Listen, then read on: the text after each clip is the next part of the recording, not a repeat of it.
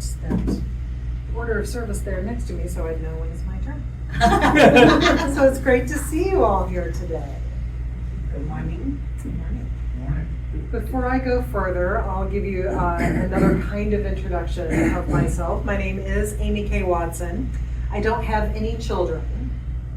I have 4 indoor cats. I have 3 outdoor cats.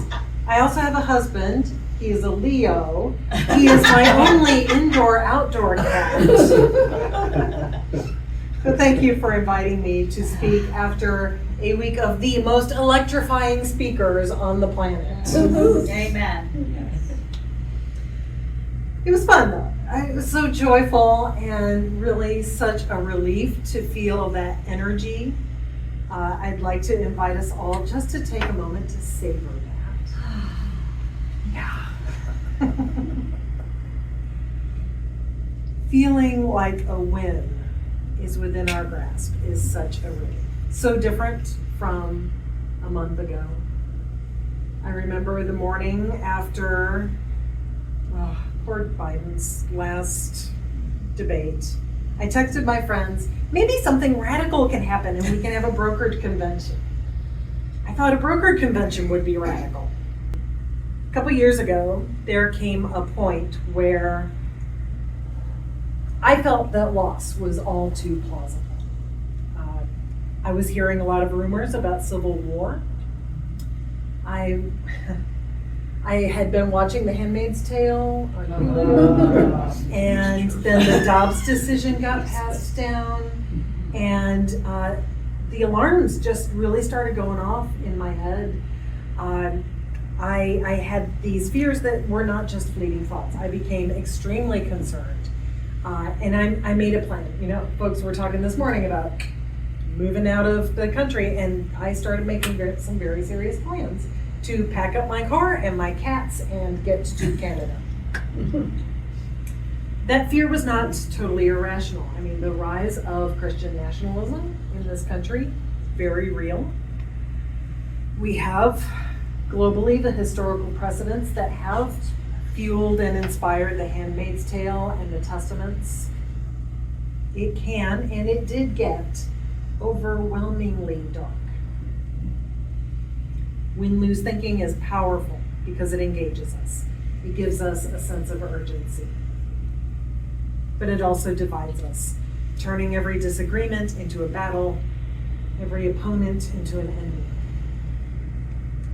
But as Barack Obama said this week, our politics have become so polarized these days that all of us across the political spectrum seem quick to assume the worst in others unless they agree with us on every single issue.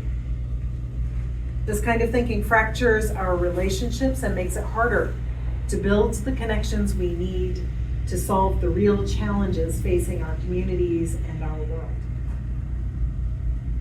It's hard to overcome when our emotions are high. And people do and say things that just don't make any sense.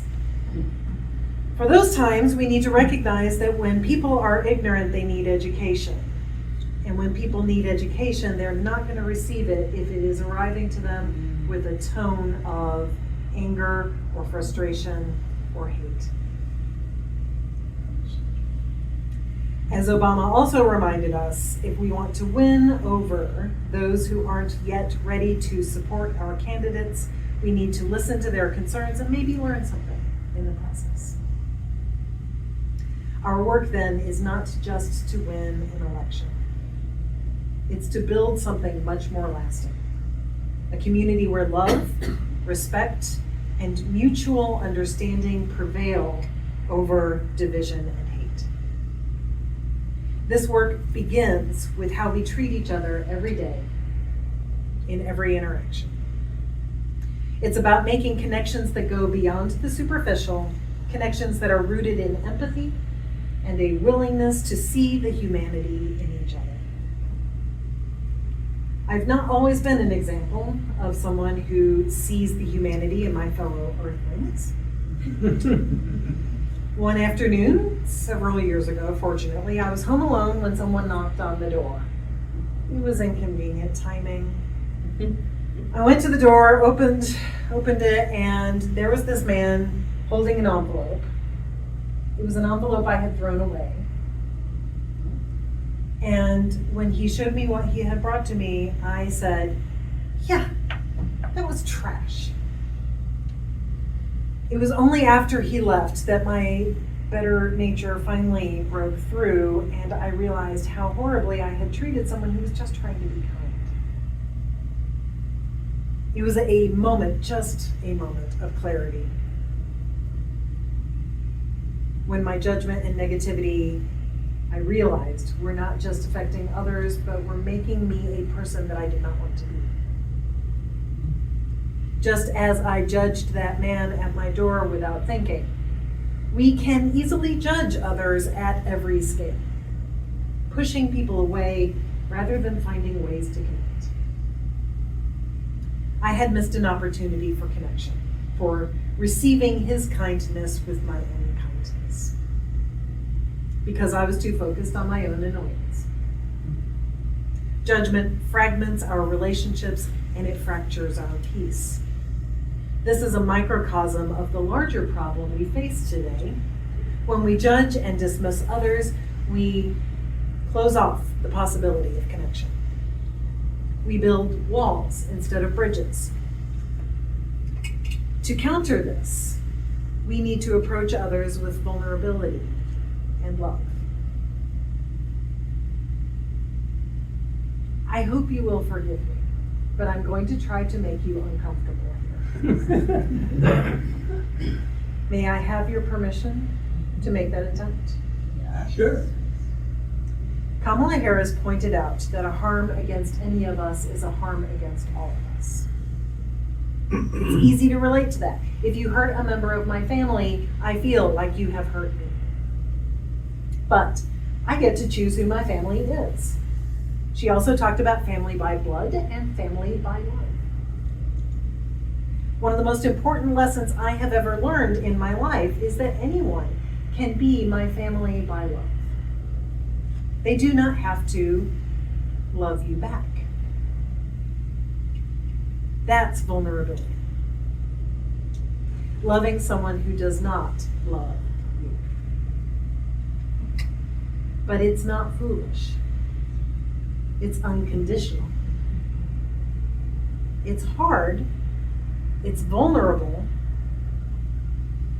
But the way we restore community without poisonous division is by deciding that people who disagree with us are our family by love. This is the challenge before us. To see those who disagree with us not as enemies, but as family.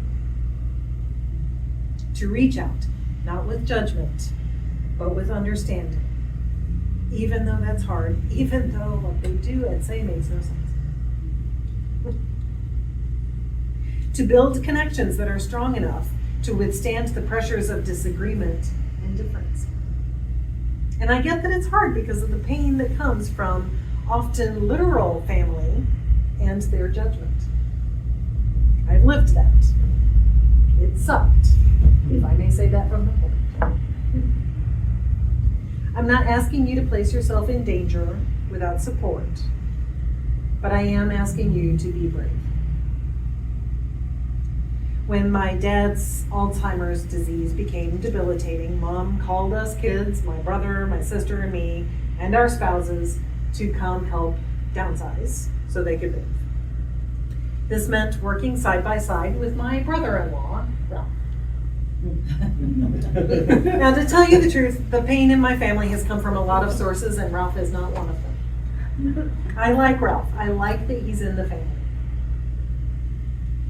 But Ralph prides himself on how many times he has been put in Facebook jail for his incendiary comments. Wow, this has been going on a long time. So Rush Limbaugh and Glenn Beck and now our most recent president.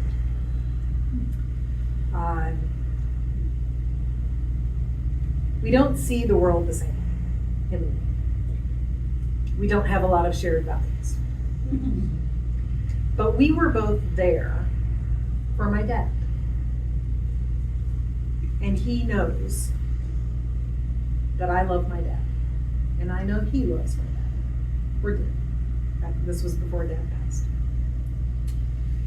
And I know he loves my sister, and he loves my niece. And so we can meet and work shoulder to shoulder.